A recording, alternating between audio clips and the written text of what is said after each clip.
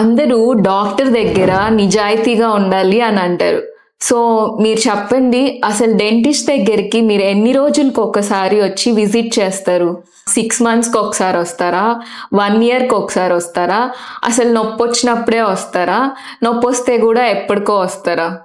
నిజానికైతే dentist దగ్గరికి every 6 మంత్స్కి ఒక్కసారి విజిట్ అవ్వాలి. ఎందుకు అంటారా?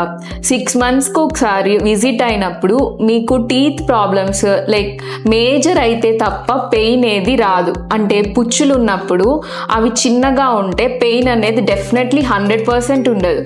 అట్లాంటప్పుడు మీకు జస్ట్ టూత్ డిస్కలరేషన్ ఉంటుంది, లేదంటే మైనర్గా ఫుడ్ లాడ్జ్ అవుతూ ఉంటుంది. సో అలాంటప్పుడే మనం దగ్గరికి వస్తే సిమెంట్తో సరిపోతుంది. అలా కాకుండా పెయిన్ వచ్చినప్పుడు వచ్చారు అంటే ఎయిదర్ అది రూట్ కెనాల్ ట్రీట్మెంట్కైనా వెళ్తుంది, లేకపోతే ఇంకా డ్యామేజ్ అయిపోతే పన్ను తీయాల్సిన అవసరమైనా వస్తుంది. సో ఇట్స్ నెవర్ లైక్ 1 ఇయర్కి రావాలి అలా కాదు. Every 6 months you have to visit your dentist.